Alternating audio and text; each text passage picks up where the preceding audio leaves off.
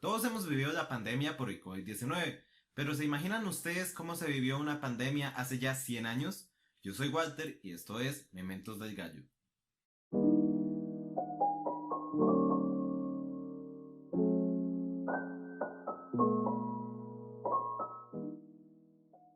La pandemia de la gripe española tuvo lugar a inicios del siglo XX, entre 1918 y 1920, y se calcula que dejó más de 25 millones de muertos alrededor del mundo, siendo así una de las pandemias más mortíferas en la historia de la humanidad, si no la más.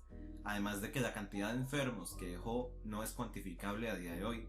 Se le llama gripe española no porque haya nacido en España, sino porque la prensa de ese país le dio mucha cobertura, mientras que otros medios de Estados Unidos y de Europa se encontraban inmersos en la guerra mundial. El primer caso reportado de este nuevo virus se dio en Fort Riley, en Estados Unidos, una base militar donde varios soldados resultaron enfermos.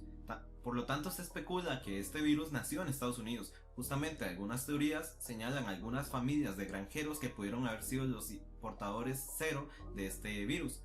Pero como no, también hay una teoría sobre el nacimiento de este virus en China y que lo trajeron trabajadores justamente por la Primera Guerra Mundial, el evento que ayudó a que su expansión fuera global.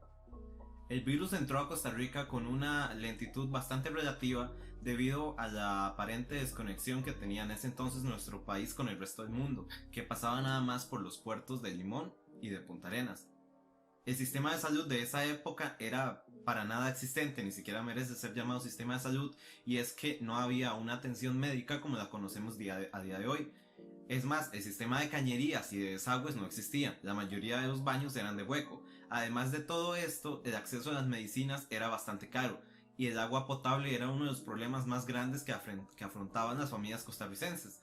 La mayor parte de estas tenían que consumirlo de ríos y en su mayor parte era agua contaminada, lo que propiciaba mucho las enfermedades como la malaria y la disentería.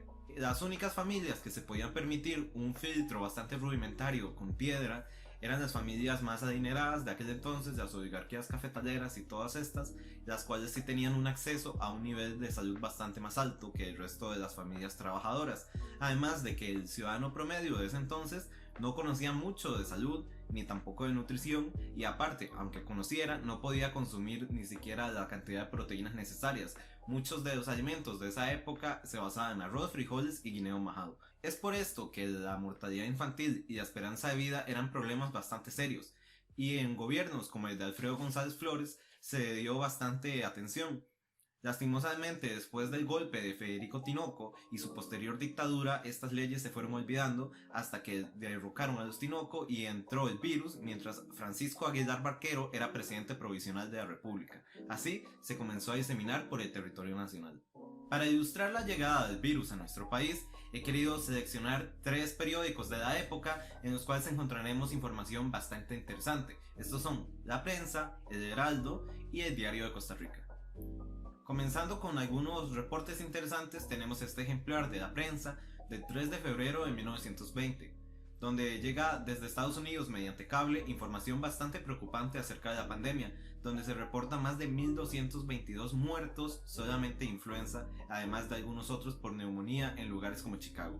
El tema tampoco sería muy tratado en esos días, hasta que el 7 de febrero llega información desde el extranjero hablando de cómo se ha logrado aislar el germen de la influenza. Esto ya ha pasado casi 2 años desde su descubrimiento y su posterior estudio. En esos momentos el tema de la higiene se usaba más como un reclamo para atacar al gobierno que como una forma de prevención ante la inminente llegada de la epidemia. Por ejemplo, tenemos este segmento del 11 de febrero donde se hace alusión a algunos suampos en Montes de Oca. Yo este término no tenía ni la menor idea de qué significaba, así que le pregunté a mi mamá y me dijo que suampos eran como pantanos. Entonces lo googleé para tener una definición más certera, y suampos se refiere a un lugar con aguas estancadas, aunque es con S. No sé por qué lo pondrían con Z en ese entonces. También tenemos este otro donde se habla de la limpieza de un mercado municipal con la bomba NOx. No sé qué es una bomba NOx.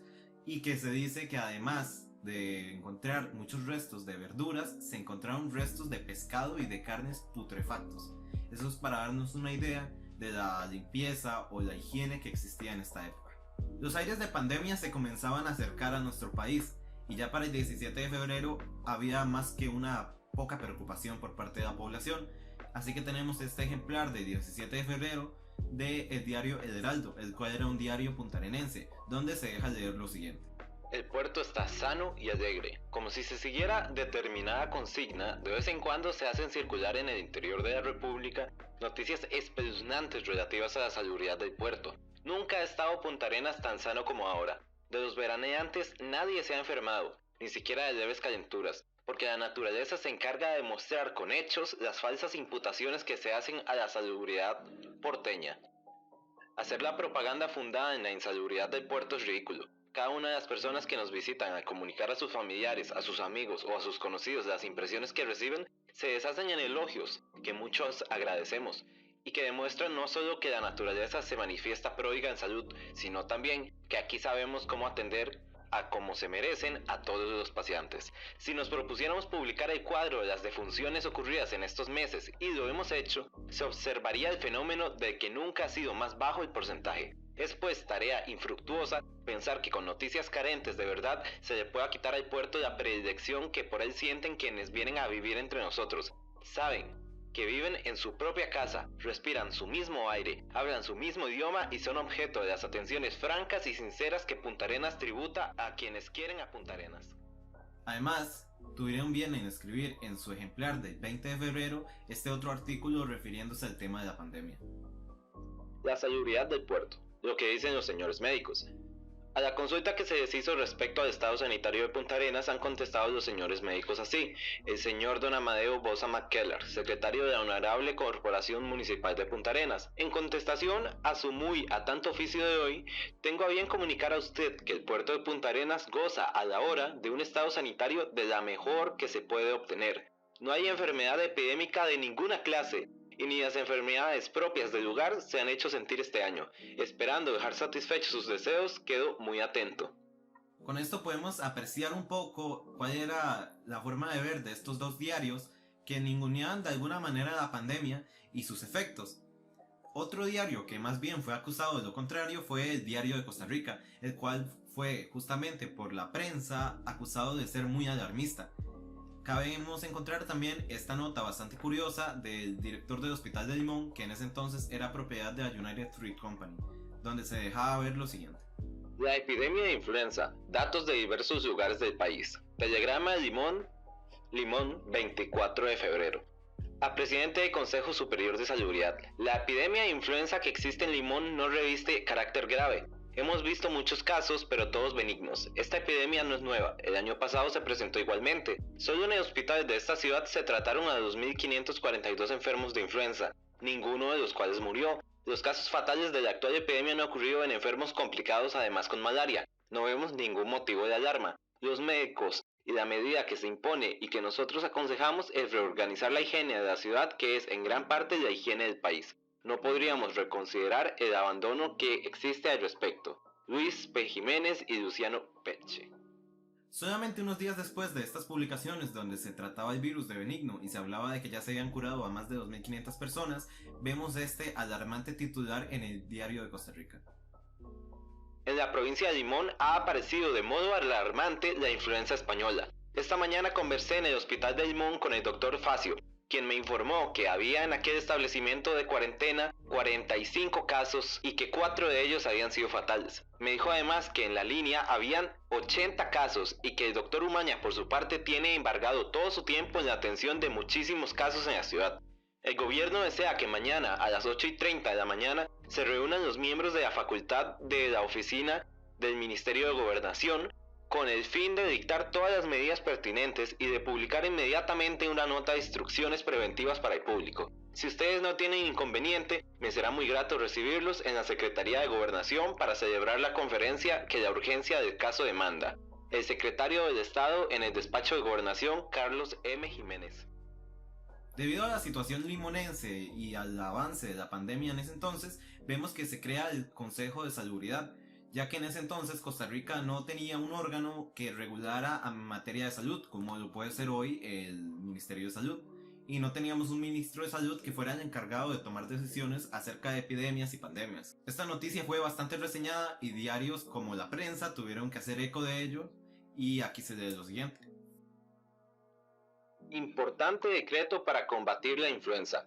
La conferencia provocada por la Secretaría de Gobernación y Policía se celebró a la hora señalada bajo la presencia del secretario de Estado y con asistencia de los señores doctores don David Quirós, don José María Barrios, don Daniel Núñez, don Carlos Durán, don Mariano Figueres, don Elías Rojas, don Vicente Castro, don Teodoro Picado, don Fernando Vázquez y don Ricardo Moreno Cañas. Después de un concienzudo estudio, fue aprobada una proposición con el fin de que el gobierno cree un Consejo de Sanidad ampliamente facultado para tomar las medidas necesarias contando al efecto con el decidio auxilio del Estado. En el transcurso de la reunión, los profesionales presentes manifestaron que no había motivo de alarma, pues la enfermedad, además de presentar caracteres benignos, es la misma que en los 2 años anteriores se había hecho sentir en el país. El señor presidente de la República, acogiendo la idea de los señores médicos antes citados y vivamente preocupado por el bienestar general a la par que confiado en la ciencia y energía de los distintos profesionales designados, dictó el siguiente decreto. Con propósito de combatir pronta y científicamente la epidemia de influenza, que ha reaparecido en algunas poblaciones del país, satisfaciendo un anhelo por mucho tiempo sentido y en uso de sus facultades extraordinarias, decreta. Artículo 1. Crear un Consejo Superior de Salubridad compuesto de 3 miembros con facultades amplísimas y jurisdicción en todo el territorio, encargado de vigilar por la sanidad e higiene públicas y de prevenir y combatir las enfermedades epidémicas. El secretario de Estado en los despachos de Gobernación y Policía será miembro nato del Consejo. Artículo 2. Dar al Consejo creado todo el apoyo que sea posible por parte del Poder Ejecutivo. Artículo 3. Designar para que integren el Consejo Superior de Salubridad a los señores presidentes de la Facultad de Medicina, doctor don Luciano Beche, y los doctores don Carlos Durán y don José María Soto. Artículo transitorio. Posteriormente se emitirá la reglamentación respectiva, dado en la ciudad de San José, Casa Presidencial, a los 22 días del mes de febrero de 1920, don Francisco Aguilar Barquero, presidente interino de la República de Costa Rica.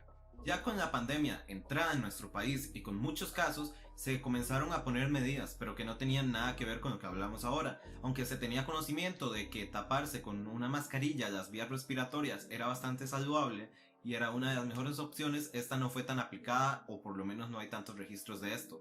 Algunos doctores, como el famoso doctor Moreno Cañas, propusieron cerrar iglesias y restringir las reuniones de personas, como se estuvo haciendo en Suiza. Pero, por ejemplo, el país de esta época era bastante creyente y se tomarían bastante mal que se les prohibiera ir a misa. Se restringieron varios tipos de actividades, como por ejemplo aquí podemos ver lo que le sucedió a este grupo de excursionistas. El Consejo de Salubridad devuelve a los excursionistas de Alajuela. Anteanoche, a las 8, llegaron a Puerto Limón 470 excursionistas, en su mayoría alajuelenses, los cuales querían pasar 2 días en el puerto con orquesta, mejor fiambre y buen vino. La llegada de estos buenos muchachos cayó como una bomba en el cuerpo médico sanitario, que comprendiendo la imprudencia cometida ordenó el reembarque de ellos. Hubo protestas y hasta algunos quisieron alborotar el cotarro. Fue informado de lo que pasaba el señor presidente de la República, quien ordenó a las autoridades proporcionarles como alojamiento mientras rayaba el día y se ordenaba el retorno. Ayer, a causa de un derrumbe, se quedaron todavía en Puerto Limón, pero saldrán de ahí hoy a las 9 de la mañana. Incluso con las prohibiciones que se tomaron para la época de no permitir reuniones de más de 10 personas y sugerir a las iglesias suspender ciertos sermones, es cierto que estas no fueron tomadas a rajatabla. Por ejemplo, los dueños de los teatros y centros de entretenimiento se quejaban de cómo sí dejaban entrar en las iglesias a personas que según ellos eran de menor calidad y que tenían menos condiciones higiénicas, y que en cambio ellos recibían a las más altas curnias de la sociedad costarricense. Otro aspecto que no se pudo controlar fue los turnos o las fiestas patronales, que eran en ese entonces uno de los mayores entretenimientos para la población. Podemos ver incluso que los teatros se seguían anunciando en periódicos que eran acusados de alarmistas, como el Diario de Costa Rica. Teatro Variedades, hoy domingo, matiné, por última vez Aladino y la lámpara maravillosa. El tema se trató con bastante menos ganas de las que vemos ahora cuando se habla del COVID-19. Por ejemplo, se hablaba también de esto, pero se hablaba de cosas que estaban pasando en el país, como las huelgas de varios sectores o las negociaciones después de la Gran Guerra, de la Primera Guerra Mundial. No es como ahora que, sea donde sea que entremos, que haya un sitio noticioso, vamos a encontrarnos prácticamente en la portada cosas sobre COVID o el coronavirus. y sus repercusiones o los diputados hablando sobre esto, sino que era un tema del que se sabía que estaba ahí, pero tal vez por falta de información o por la obtención de medios que se tenía en ese entonces, no se podía hablar con tanta soltura como se hace a día de hoy. El curso de la pandemia siguió en Costa Rica por unos cuantos meses, siendo el peor mes marzo y abril, los peores dos, donde en total se llegaron a reportar 2.298 muertos y una cantidad de enfermos que no es cuantificable, o por lo menos en la época no se pudo calificar qué tantos enfermos tuvimos. Se dice que si con estas cifras en nuestra población actual de 5 millones de personas sería equivalente a la muerte de 22.000 personas, una cifra totalmente lamentable. Estas enseñanzas tan pesadas le dejaron a Costa Rica un aprendizaje muy grande en materia de salud, y fueron este tipo de acciones y este tipo de situaciones las que propiciaron la creación de la Caja Costarricense de Seguro Social, una institución pública y solidaria que brinda lo mejor que pueden en cuanto a salud. No es lo mejor, pero algo tenemos. Además de la creación de instituciones como el Ministerio de Salud, que son de tan vital importancia en situaciones como las que estamos viviendo actualmente. Toda esta información la pude obtener gracias a la colección digital de periódicos del Sistema Nacional de Bibliotecas, donde se ofrecen más de 100.000 diarios de todas las épocas. Además, fue inestimable la ayuda del artículo La tardía epidemia de gripe española en Costa Rica de la historiadora Ana Butey Sobrado. En la caja de descripción dejo los links por si alguien gusta consultarlos. Muchas gracias por escuchar. Si les gustó el video dejen su like, suscríbanse para videos similares y compártanlo para que llegue a más personas. Yo soy Walter y esto es Mementos del Gallo. Un saludo.